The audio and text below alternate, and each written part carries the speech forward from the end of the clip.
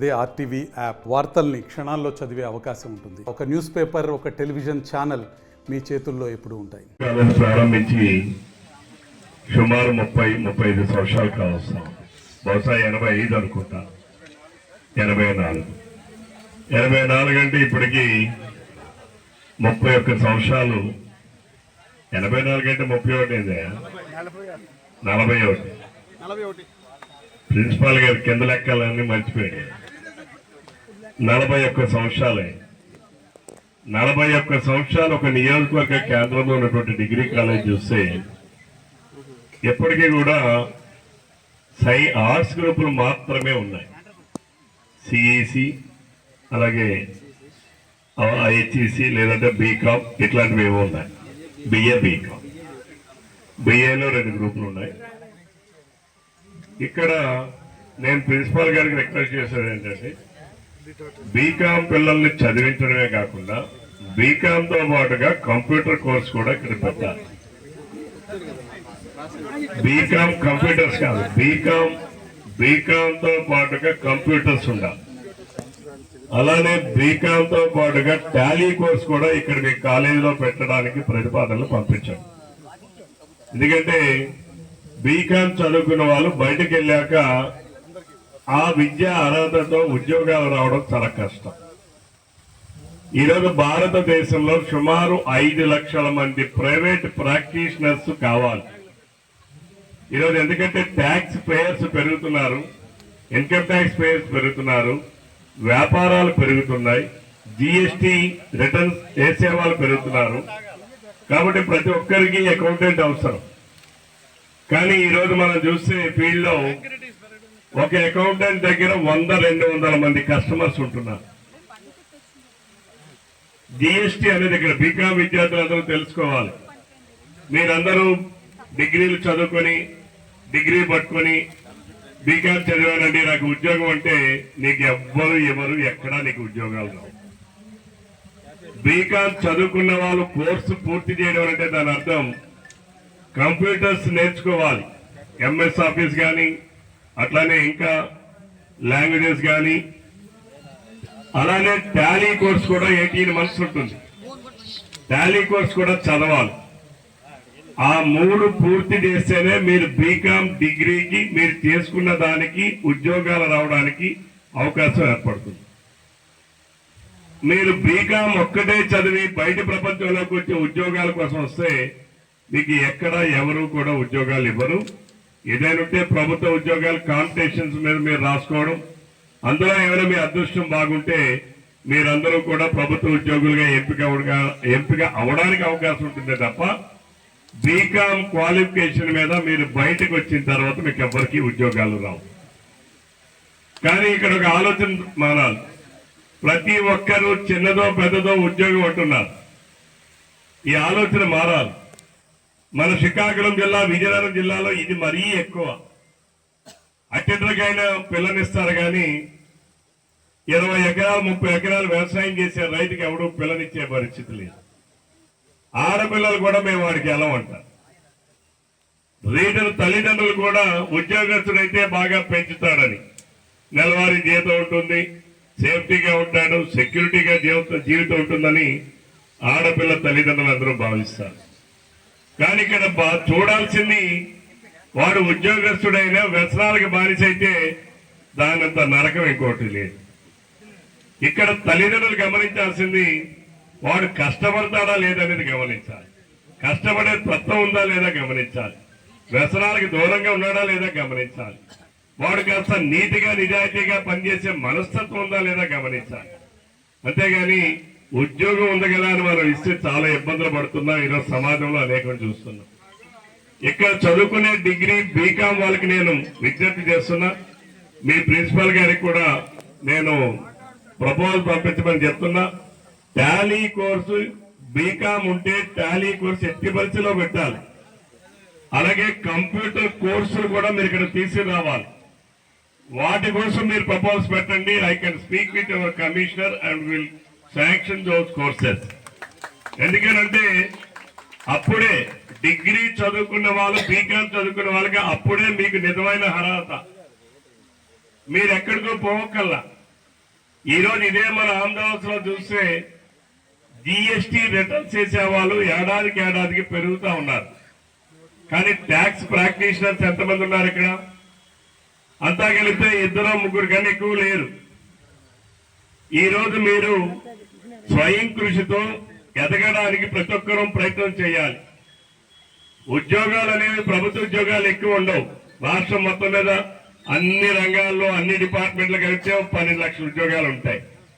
కానీ చదువుకున్న నిరుద్యోగులు ఎంతమంది ఉన్నారు? 40 లక్షల మంది ఉన్నారు.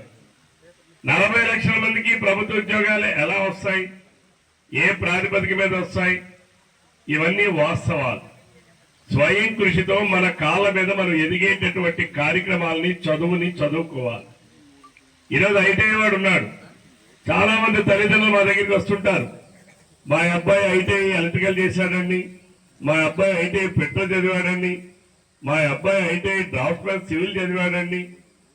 కానీ వాడు అప్రెంటిస్షిప్ పూర్తి చేయడు.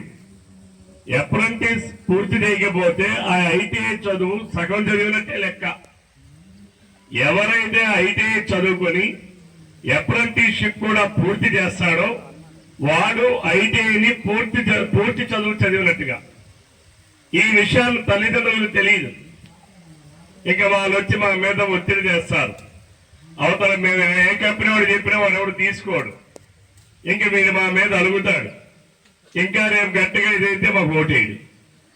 కానీ నాకు ఓటైపోయినంత మాత్రాన్ని వాడికి కలిగే ప్రయోజనం లేదు, వాడికి వచ్చే లాభం ఏం లేదు. వాడి అమాయకత్వం, వాడి అలసత్వం, వాడి నిర్లక్ష్యం వాడి జీవితాన్ని నాశనం చేస్తుంది అనేటటువంటి ఆలోచన వాడికి తెలియడం లేదు. ఆ విషయం చదువుకోలేదు కాబట్టి తల్లిదండ్రులకు కూడా తెలియదు. ఒక్కొక్కసారి చదువుకున్న తల్లిదండ్రులు కూడా కొడుకు మీద కూతురు మీద ఉన్న అభిమానం ఆపేక్షతోని చాలా ఇబ్బందులు పెడుతుంటారు మాకు. ఇవన్నీ వాస్తవాలు. అందుకనే ఈరోజు మన నియోజకవర్గంలో నా దగ్గర ఇంచుమించు ఇప్పుడు ఒక 2000 బయోడేటాలు ఉన్నాయి. 2-3 వేల బయోడేటాలు ఉన్నాయి. వివిధ ఇంటర్మీడియట్ చదువుకునే వాళ్ళు ఉన్నారు, 10వ తరగతి చదువుకునే వాళ్ళు ఉన్నారు, ఐటీఐ చదువుకునే వాళ్ళు ఉన్నారు, డిగ్రీలు చదువుకునే వాళ్ళు ఉన్నారు, ఇంజనీరింగ్ చదువుకునే వాళ్ళు ఉన్నారు, ఎంఏలు చదువుకునే వాళ్ళు ఉన్నారు, హిందీ పండితులు ఉన్నారు, తెలుగు పండితులు ఉన్నారు, సోషల్ లాంగ్వేజ్. అంటే వీళ్ళందరికీ ఈరోజు ఉద్యోగాలు రావాలి. ఉద్యోగాలు చదువు అనేటటువంటిది ప్రతి ఒక్కరికి అవసరం. చదువు మనిషికి సంస్కారాన్ని నేర్పాలి. చదువు మనిషికి జ్ఞానాన్ని నేర్పుతుంది. చదువు మనిషికి విజ్ఞానాన్ని నేర్పుతుంది. సమాజంలో మనం ఎలా ఉండాలో నేర్పుతుంది. ఏ భాష మాట్లాడాలో నేర్పుతుంది. ఎలా ప్రవర్తించాలో నేర్పుతుంది. కానీ ఈరోజు కొంతమంది చదువుకున్నామని మాట్లాడుతుంటారు, కానీ వాడు ప్రవర్తించే తీరు మనం చూస్తూ ఉంటే సభ్య సమాజం సిగ్గుతో తలదించుకునే విధంగా ప్రవర్తిస్తూ ఉంటారు. కానీ ఈరోజు మన నియోజకవర్గంలో, అందుకనే ముఖ్యమంత్రి గారికి అడిగాను, నా నియోజకవర్గంలో పరిశ్రమ కావాలి, ఇక్కడ ఉన్నటువంటి నిరుద్యోగ యువకులకు ఉద్యోగాలు రావాలి, ఉపాధి అవకాశాలు పెరగాలి, చదువు లేని వారు కూడా ఉపాధి అవకాశాలు పెరగాలి. అందుకనే మన నియోజకవర్గంలో thermal power plant, super critical thermal power plant నేను ముఖ్యమంత్రి గారిని అడిగాను. ఎందుకు అడిగానంటే అది 32,000 కోట్ల రూపాయలు దాని పెట్టుబడి. ఈ రోజు కొన్ని 100 కోట్ల రూపాయల పెట్టుబడుల కోసం ముఖ్యమంత్రులు ఎక్కడెక్కడికో దేశాలకు పోతా ఉన్నారు. ప్రధానమంత్రి వెళ్తున్నారు, మా దేశానికి రండి పెట్టుబడులు పెట్టండి, మా రాష్ట్రానికి రండి పెట్టుబడులు పెట్టండి అని. ఈ రోజు నేను ముఖ్యమంత్రికి ప్రభుత్వం తరపున ఈ పెట్టబోయే పరిశ్రమ ఇదేదో ప్రైవేటు వాళ్ళది కాదు, ఎవరో ప్రైవేటు వాడు పెట్టేది కాదు, మన రాష్ట్రం కేంద్ర ప్రభుత్వం కలిసి పెట్టేటటువంటి పరిశ్రమే ఈ super critical thermal power plant. ఈ సూపర్ క్రిటికల్ అంటే చాలా మందికి అర్థం కాదు. వాడు మాట్లాడుతుంటాడు థర్మల్ పవర్ ప్లాంట్ పెడితే గజ్జి వచ్చేస్తుందండి, క్యాన్సర్ వచ్చేస్తాయండి అని. అది అంతా కూడా కేవలం కొంతమంది స్వార్థ పరులు, కొంతమంది అసూయ పరులు, కొంతమంది ఈర్ష్య పరులు, తెలుగుదేశం, జనసేన, భారతీయ జనతా పార్టీ కూటమి ప్రభుత్వంలో ఆ ఫ్యాక్టరీ ఇక్కడ తీసుకొస్తే ఈ నియోజకవర్గం శాశ్వతంగా ప్రజలు తెలుగుదేశాన్ని అభిమానిస్తారనో, కూటమి ప్రభుత్వాన్ని అభిమానిస్తారనో, లేదు రవికుమార్ గారి పేరు చిరస్థాయిగా ఉండిపోతుందేమోనో. ఇలాంటి కుయత్తులు, ఈర్ష్య, అసూయ, ద్వేషాలతో కొంతమంది పనికి మాలినటువంటి వాళ్ళు, అంటే అవగాహన లేనటువంటి వ్యక్తులు ఈ రోజు మాట్లాడుతూ ఉంటారు ఇలాంటి చెత్త మాటలు. వారందరికీ నేను ఒకటే ప్రశ్నిస్తున్నా మీ విద్యార్థుల ద్వారా. ఈ రోజు జగన్మోహన్ రెడ్డి ఇంటికి 5 కిలోమీటర్ల దూరంలో థర్మల్ పవర్ ప్లాంట్ ఉంది. మరి జగన్మోహన్ రెడ్డి గారికి కూడా ఏదో ఒకటి రావాలి కదా.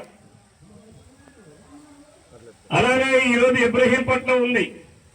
ఒకప్పుడు మన ఆమదాబాద్ కన్నా చిన్న గ్రామం, 1000 మంది జనాభా ఉండే ఇబ్రహీంపట్నం చిన్న గ్రామం.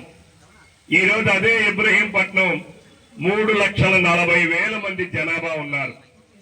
అక్కడ ఎందుకు వచ్చింది?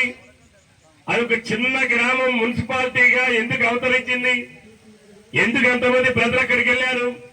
ఎందుకు అంతమంది నివాసం ఉంటున్నారు?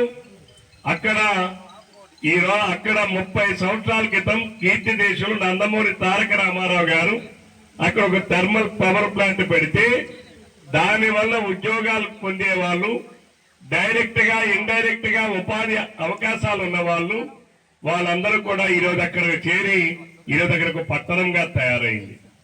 అలానే ఈరోజు పరవాడ మన విశాఖపట్నానికి పక్కనే ఉంది, గాజువాక పక్కన పరవాడలో థర్మల్ పవర్ ప్లాంట్ ఉంది.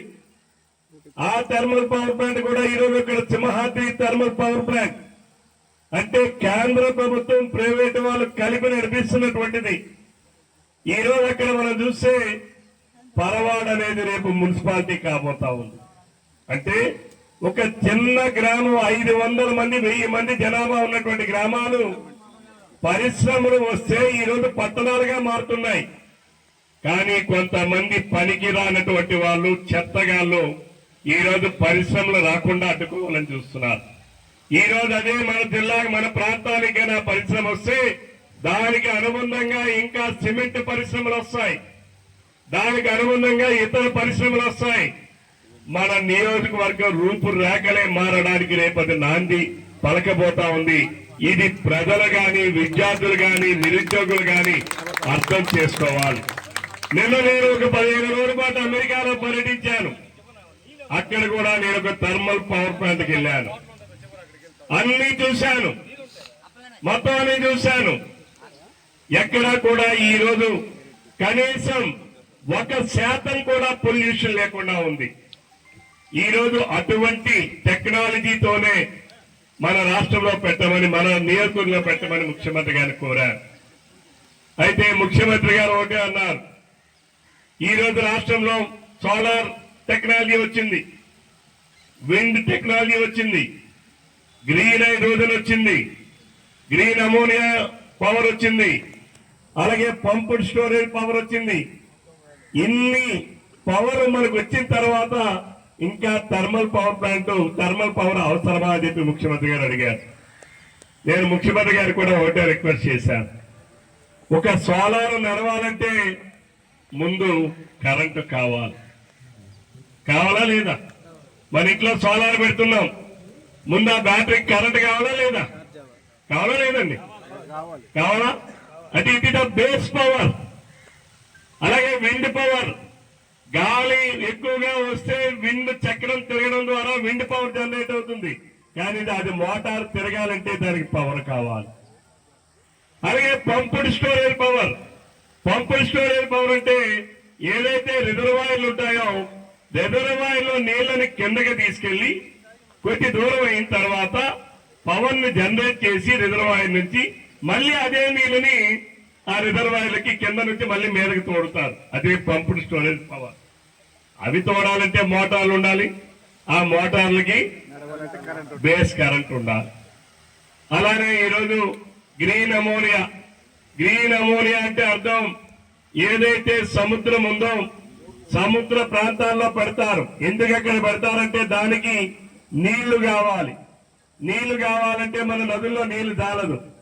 అందుకని అది గ్రీన్ అక్కడ సముద్ర ప్రాంతంలో పెట్టి సముద్రం నీటిని, ఉప్పు నీటిని తీసుకొని మంచినీళ్ళుగా మార్చి, ఆ మంచినీళ్ళుగా మార్చిన నీటితోని ఆవిరితో తయారు చేసేది గ్రీన్ అమోనియా. అలాగే గ్రీన్ హైడ్రోజన్, అలాగే చెత్త నుంచి తయారు చేసేది దేనితో తయారు చేసినా ముందు బేస్ పవర్ కావాలి. ఆ బేస్ పవర్ ఇచ్చేది ఒకే ఒకటి, అదే థర్మల్ పవర్. ఈ రాష్ట్రంలో 3 దగ్గరలు ఉన్నాయి. కృష్ణపట్నంలో 4 దగ్గరలు ఉన్నాయి. ఇబ్రహీంపట్నంలో ఉంది, పరవాడలో ఉంది, కృష్ణపట్నంలో ఉంది, కడపలో ఉంది. 4 ప్రదేశాల్లో ఈ పవర్ ప్లాంట్స్ ఉన్నాయి. అక్కడ ప్రజలందరూ ఉన్నారే. నిన్నటి గ్రామాలు, చిన్న గ్రామాలు ఈరోజు పట్టణాలుగా మారుతున్నాయి. ఈరోజు అక్కడ ఉన్నటువంటి రాజకీయ నాయకులు ఉన్నారు. ఆ ప్రాంతాల్లో కూడా రాజకీయ పార్టీలు ఉన్నాయి. ఆ ప్రాంతాల్లో కూడా పోటీ చేసినోడు, ఓడిపోయినోడు ఇద్దరు ఉంటారు. కానీ అక్కడ పరిశ్రమలు వస్తే అక్కడ ఉన్నటువంటి అందరూ కూడా దానిని స్వాగతిస్తున్నారు. ఈరోజు నెల్లూరు జిల్లాలో చూస్తే 5 థర్మల్ పవర్ స్టేషన్స్ ఉన్నాయి. 5 ఉన్నాయి. ఈరోజు అవన్నీ కూడా అడుక్కోటి ఉన్నాయి.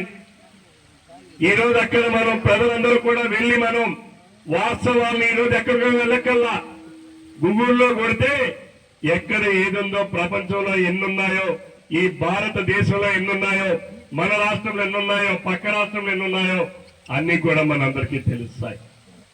కాబట్టి ఎందుకు నేను ఇక్కడ మాట్లాడుతున్నానంటే, చదువుకున్న యువకులు రేపు మీరందరూ డిగ్రీలు పట్టుకొని బయటకు వస్తారు. డిగ్రీలు పట్టుకొని బయటకు వస్తే మీకు ప్రపంచం అంతా వింతగా కనబడుతుంది.